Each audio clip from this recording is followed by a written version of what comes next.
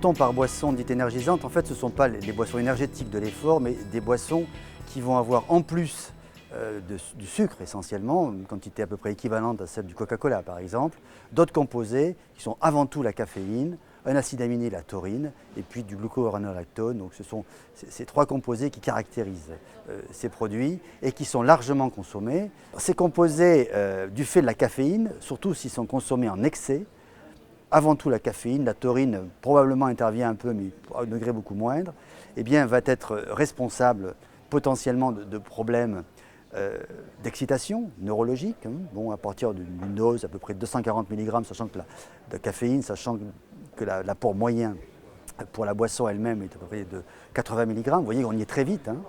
3 canettes et on arrive dans ce seuil d'excitation, mais à partir de 400 mg, et donc on y arrive aussi rapidement, d'autant qu'il y a des composés qui sont très concentrés, hein, des boissons énergisantes de ce type. Il y en a plus de 100 en France, au-delà du Red Bull que tout le monde connaît, vous voyez, il y en a énormément. Et bien là, on va arriver dans un seuil de problèmes cardiovasculaires potentiels, où on va avoir beaucoup donc, de palpitations, de tachycardie, douleurs thoraciques, première cause de consultation aux urgences, hein, des jeunes pour ce type de problème, et surtout, et de manière plus rare, heureusement, mais quand même qui surviennent en moyenne 20-30 cas rapportés de façon très sporadique dans le monde ou dans les pays. Vous voyez, c'est très peu, mais très grave, puisque ce sont des arrêts cardiaques qui peuvent survenir. Alors, pour le cardiologue, il faut avoir en tête que quand il survient ce type de trouble du rythme grave, à peu près une fois sur deux, voire plus, on va trouver une cause sous-jacente. Ça ne survient pas complètement par hasard. On va trouver des canulopathies, on va trouver des QT longs, on va trouver des brugadas. Enfin, il faut aller chercher. Il y a très souvent une cause et on peut considérer que ces boissons représentent un test de stress quelque part qui permet de démasquer une situation préexistante. Les malades sont nombreux, âgés, avec des comorbidités, et la chirurgie qui est le gold standard n'est pas applicable à tout le monde. Alors on a une thérapeutique qui est utilisée, c'est la technique de suture bord à bord, la technique du MitraClip, qui est très largement diffusée puisque les derniers chiffres sont de l'ordre de 30 000 patients traités dans le monde. Donc ça c'est une réalité. Ces 30 000 patients et les essais nous ont appris que la technique était faisable, la technique était sûre dans des centres entraînés et la technique améliorait l'état fonctionnel des patients de manière très importante. Donc ça, c'est des points positifs. Cette technique est une technique qui marche indiscutablement dans les insuffisances mitrales primaires organiques. La question est de savoir si elle est réellement efficace pour sauver des vies dans l'insuffisance mitrale secondaire d'une cardiopathie ischémique ou une cardiomyopathie. Et c'est l'heure aujourd'hui des grands essais randomisés. Il y en a 3 dans le monde, un aux États-Unis, l'essai COAPT, un en France, l'essai MITRA-FR, et un autre dans le reste de l'Europe, l'essai ReShape. Dans ces essais, on compare des patients qui ont une insuffisance cardiaque traités de façon optimale, avec une insuffisance mitrale sévère, on compare le traitement médical optimisé à l'addition d'un MitraClip. Ces essais sont essentiels pour préciser l'indication.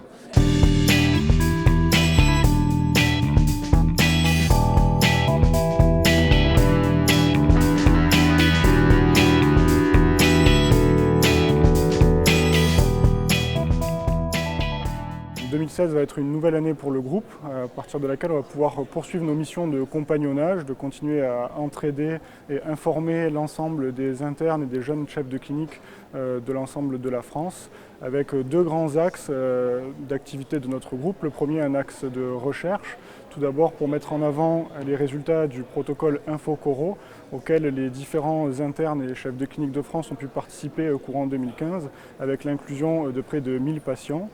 Ainsi que plusieurs autres projets de recherche dont vous pourrez trouver les différentes informations sur notre site. Et le deuxième versant est celui de la pédagogie, avec un projet de e-learning en particulier pour aider les internes à leur formation, avec des cours qui seront directement mis en ligne et réalisés par des experts des différentes thématiques. Notre but plus particulièrement cette année sera d'obtenir un meilleur contact avec les autorités belges en vue de la reconnaissance de certaines techniques ou de la diffusion de certaines techniques à plusieurs hôpitaux en Belgique.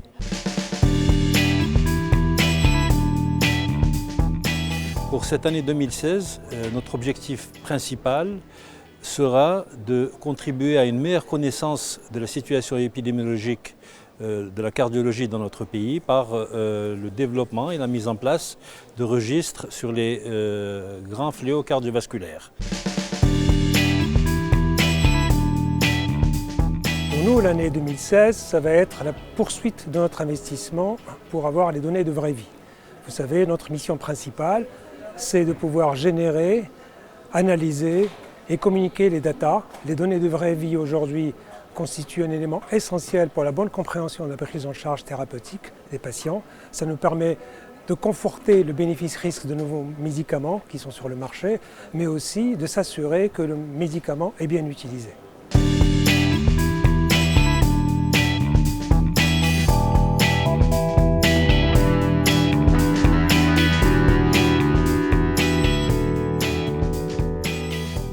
Bonjour à tous, je suis Benjamin Hollos, membre du Collège des cardiologues en formation.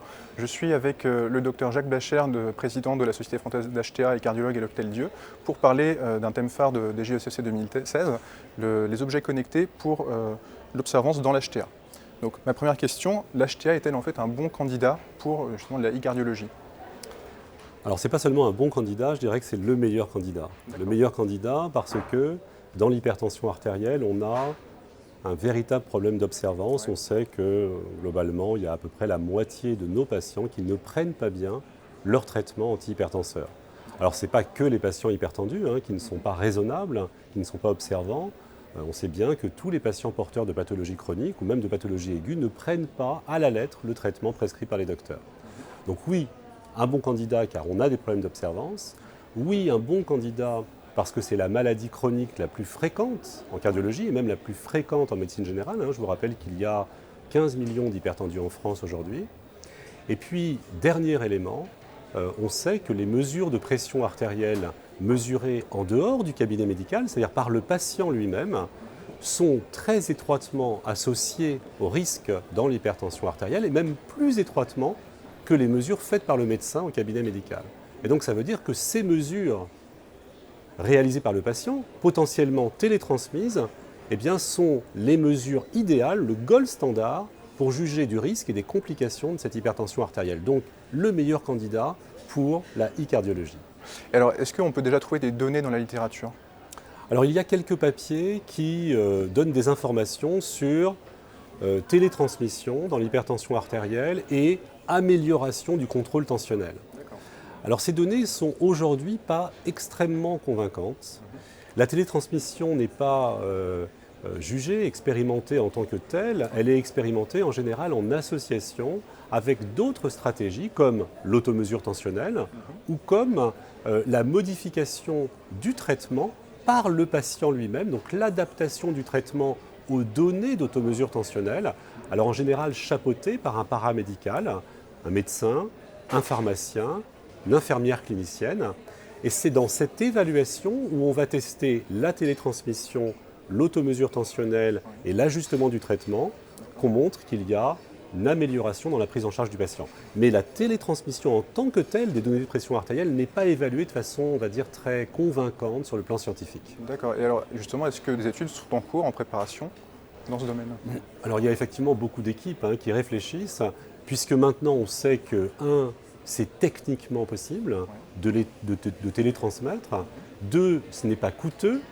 Et 3, ça peut être quasiment automatisé. C'est-à-dire que je suis un patient hypertendu, je prends ma pression artérielle à la maison, automatiquement, sans que j'ai à cliquer, sans que j'ai à faire la moindre manipulation électronique, ce niveau de pression artérielle, cette valeur de pression artérielle, peut être tout de suite transmise à mon médecin et même intégré automatiquement dans mon dossier de suivi personnalisé, mon dossier médical. Donc voilà, c'est facile, ça coûte pas cher, c'est possible, pourquoi ne pas le faire ? Donc si je comprends bien, l'HTA est le meilleur candidat pour justement les objets connectés. Et dans la cardiologie pratique, ce genre d'objet va être de plus en plus fréquemment utilisé, avec peut-être des données qui viendront au fur et à mesure. Exactement, mais avec encore aujourd'hui peut-être une valeur ajoutée qui reste à quantifier, qui reste vraiment à démontrer dans l'amélioration de la prise en charge de nos patients hypertendus. Merci beaucoup. Merci à vous.